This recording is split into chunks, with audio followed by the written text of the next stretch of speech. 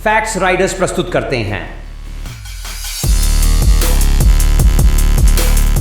जब कोई शिप या वेसल समंदर में होती है तो उसको सिर्फ समंदर ही तूफान और ऊंची ऊंची लहरों से ही मुकाबला नहीं करना पड़ता, बल्कि कुछ और अनएक्सपेक्टेड चैलेंजेस का भी सामना करना पड़ता है, जैसा कि पायरेट अटैक्स और सोमाली पायरेट्स इस काम के लिए दुनिया भर में मशहूर हैं। इंटरनेशनल मैरीटाइम ब्यूरो के मुताबिक हर साल शिपिंग इंडस्ट्री को 16 अरब यूएस डॉलर का नुकसान उठाना पड़ता है। इस नुकसान की वजह ट्रांसपोर्ट डीले भी है, लेकिन सबसे बड़ा फैक्टर पायरेसी पैदा करती है। सोमालिया पायरेट्स के अटैक करने की सिर्फ चंद लोकेशंस हैं। एक है सोमालिया का समुद्र, दूसरे नंबर पर आता है गार्ड ऑफ चैनल, तीसरी और सबसे इंपॉर्टेंट लोकेशन है गल्फ ऑफ एडन। वह तमाम शिप्स जिनको एशिया से यूरोप जाना होता है वह गल्फ ऑफ एडन को इस्तेमाल करके सुइस कैनाल के जरिए मेडिटेरेनियन सी में निकलती है। पूरी दुनिया का ट्रेड का एक बहुत बड़ा हिस्सा गल्फ ऑफ एडन को इस्तेमाल करता है, जिसमें सबसे ज्यादा ऑन आयल ट्रांसपोर्ट वेसल्स होती हैं, और यहीं पर सोमालिया में पायरेट्स के हमलों का खतरा रहता है। पिछले कई सौ नहीं कई हजार सालों से पायरेसी शिपिंग इंडस्ट्री के लिए एक बहुत बड़ी समस्या रही है। पहले पायरेट्स इतने एडवांस्ड नहीं होते थे, लेकिन अब मॉडर्न टेक्नोलॉजी की मदद से जहां पायरेट्स भी एडवांस्ड हुए हैं, वहीं एंटी पायरेसी टेक्निक्स और वेपन्स भी एडवांस्ड हो चुके हैं। गुड्स ट्रांसपोर्ट वेसल इनका मेन टारगेट होती है, क्योंकि इस किस्म की शेप में कम से कम क्रीज होता है, जबकि इनमें करोड़ों डॉलर की लागत के गुड्स जा रहे होते हैं। ज्यादातर पायरेट्स का टारगेट शिप के क्रू को मारना नहीं, बल्कि वह शिप पर अपना कब्जा जमा कर या कैप्टन को किडनैप कर लेते हैं, या फिर पूरी शिप को होस्टेज बनाकर शिपिंग कंपनी से लाखों डॉलर की डिमांड करते हैं। यह एक दो नहीं बल्कि कई बोट्स में सवार होकर आते हैं, जिसमें पायरेट्स की तादाद हजारों में भी रिकॉर्ड की जा चुकी है।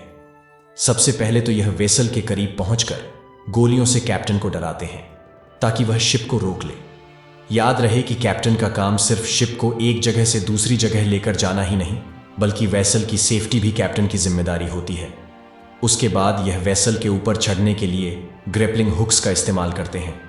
ऊपर चढ़ने के बाद सबसे पहले यह कैप्टन और क्रू को होस्टेज बनाते हैं, या फिर कई केसेस में पूरी वेसल को ही किसी अननोन लोकेशन पर ले जाते हैं। एक बार करोड़ों डॉलर के सामान वाली शिप इनके कब्जे में आ गई, फिर इस बात के काफी ज्यादा चांसेस होते हैं कि शिपिंग कंपनी चंद लाख डॉलर देकर इनसे जान छुड़ाए।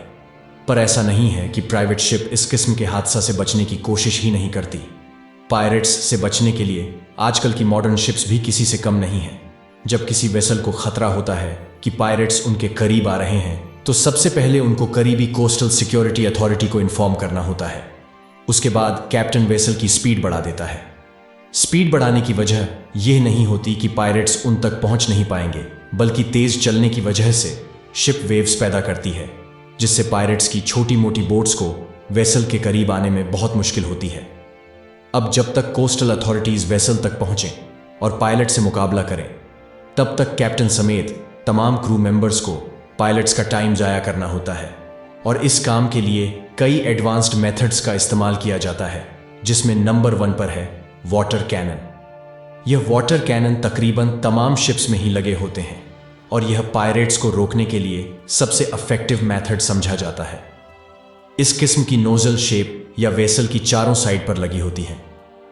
एक एक नोजल सिर्फ 1 मिनट में 1350 गैलन समुद्री पानी फेंकने की काबिलियत रखती है, यानी हर गुजरते मिनट 5110 लीटर पानी, वह भी अलग अलग नोजल से।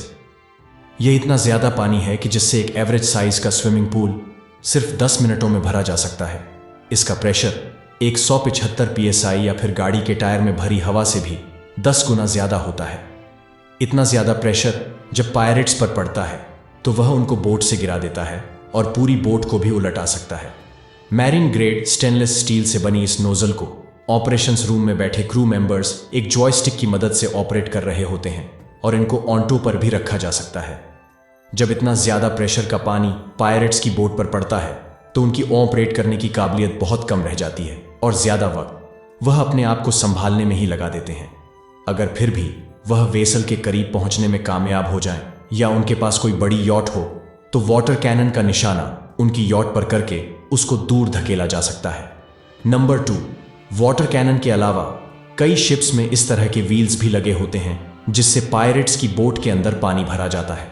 जब पायरेट्स वेसल के करीब पहुंचने में कामयाब हो जाएं, तब इन व्हील्स को ऑन कर दिया जाता है। इसमें से निकलने वाले पानी की वजह से पायरेट्स की बोट्स में पानी भर जाता है और बोट की स्पीड कम हो जाती है। ऐसी सिचुएशन में अंदर बैठे पायरेट्स को मजबूरन वेसल से दूर हटना पड़ता है। Number 3, P traps. उस सिचुएशन में जब ये दोनों मेथड्स काम ना आए तब इस्तेमाल किया जाता है। पी ट्रैप्स को ये शिप की दोनों साइड में बाहर निकले हार्ड स्टील के फ्रेम्स होते हैं जिसमें स्टील वायर लगी होती है।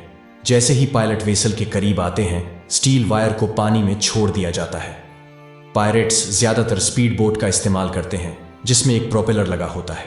यह स्टील वायर्स उस प्रोपेलर में जाकर फंस जाती है जिससे बोट का इंजन स्टॉक हो जाता है, जैम हो जाता है। पायरेट्स बोट के इंजन को स्टील वायर से छुड़ाने में लग जाते हैं और अल्टीमेटली उनका कीमती वक्त जाया हो रहा होता है। नंबर 4, एलरेड या फिर लॉन्ग रेंज एकॉस्टिक डिवाइस। ये खास डिवाइस असल में ऐसी साउंड बीम जनरेट करती है जिसको सुनते ही इंसान दूर भागना चाहता है। इसकी रेंज 5 किलोमीटर तक होती है और यह कुछ इस तरह की आवाज पैदा करती है। इस साउंड की पिच बहुत ज्यादा होती है, इतनी ज्यादा कि इसको इंसान बर्दाश्त ही नहीं कर सकता। एंड्रॉयड को न सिर्फ एंटी पायरेसी ऑपरेशंस में इस्तेमाल किया जाता है बल्कि अक्सर प्रोटेस्ट में लोगों को भी भगाने के काम में लाया जाता है। नंबर 5, इन तमाम मेथड्स के अलावा पायरेट अटैक्स की सूरत में कई वेसल्स में इलेक्ट्रिक फेंस लगा दी जाती है।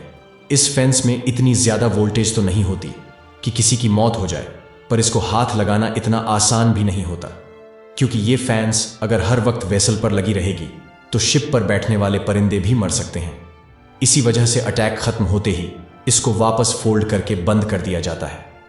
अप्रैल 2009 में शिपिंग कंपनी मैक्स अलाबामा की एक कार्गो शिप ओमान से कीनिया की तरफ जाने के लिए रवाना हुई।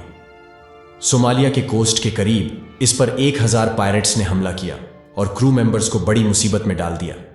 ये 200 सालों में पहली बार हो रहा था कि पायरेट्स ने किसी अमेरिकन शिप पर हमला किया हो। इस शिप में 21 क्रू मेंबर्स थे जिसमें शिप कैप्टन रिचर्ड फिलिप्स भी शामिल थे। क्रू ने पायरेट्स को शिप के करीब आने से रोकने के लिए फ्लेयर भी फायर किए और वाटर कैनन का भी इस्तेमाल किया, लेकिन 2 सोमाली पायरेट्स शिप पर चढ़ने में कामयाब हो गए। उन्होंने डेक पर जाकर शिप को अपने कंट्रोल में लिया और कैप्टन समेत क्रू मेंबर्स को होस्टेज बना लिया। पायलट ने कैप्टन को गन पॉइंट पर लाइफ बोट में बिठाया और उसको किडनैप करके भाग निकले। उनकी डिमांड $2 मिलियन थी और इसी के बदले वह कैप्टन वापस करेंगे। यहां आपको बताते चले कि लाइफ बोट में लिमिटेड फ्यूल होता है और जाहिर है इस कंडीशन में वह ज्यादा दूर नहीं जा सकते थे। नेवी ऑफिसर्स ने लाइफ बोट का पीछा किया। उनका मकसद था कि पायरेट्स को कोस्ट तक न पहुंचने दिया जाए, क्योंकि अगर वह कोस्ट तक पहुंच गए तो फिर सोमालिया जैसी करप्ट कंट्री में उनको ढूंढना नामुमकिन हो जाएगा। नेवी ने एक हेलीकॉप्टर डिप्लॉय किया जो लाइफ बोट के करीब लो फ्लाइंग करके विंड स्टॉर्म पैदा कर रहा था। इससे पानी की लहरें लाइफ बोट को कोस्ट पर आने से रोक रही थी। आखिरकार एक अमेरिकन शिप को लाइफ बोट के रास्ते में खड़ा करके उसका रास्ता रोक दिया गया। उनका सिर्फ एक ही मकसद था कि पायरेट्स का टाइम जाया किया जाए ताकि लाइफ बोट का फ्यूल खत्म हो सके। 80 घंटों के बाद आखिरकार फ्यूल खत्म हुआ तो पायरेट्स निगोसिएशन के लिए राजी हो गए। उनकी डिमांड थी कि उनको सोमालिया के कोस्ट तक पहुंचाया जाए, वरना वो कैप्टन फिलिप की जान ले लेंगे। लाइफ बोट में टोटल 3 पायलट थे जिन्होंने एक कैप्टन को बंदी बनाया हुआ था। अगर नेवी ने एक भी गलत कदम उठाया तो इसका नतीजा कैप्टन की मौत होगा। नेवी ने 3 स्नाइपर्स मंगाए जिन्होंने फैसला किया कि वह 500 मीटर की दूरी से एक साथ तीनों पायलट्स को खत्म करेंगे। पोजीशन सेट करने में और सही टाइम के इंतजार में कई घंटे लग गए और आखिरकार वह वक्त आ ही गया जब तीनों पायलट्स एक साथ स्नाइपर्स के निशाने पर थे। तीनों ने एक साथ अपना ट्रिगर दबाया और निशाना लगा दिया गया। आखिर पायरेट्स को मारकर कैप्टन रिचर्ड फिलिप को बचा लिया गया। उम्मीद है यह वीडियो भी आप लोग भरपूर लाइक और शेयर करेंगे। आप लोगों के प्यार भरे कमेंट्स का बेहद शुक्रिया। मिलते हैं अगली शानदार वीडियो में।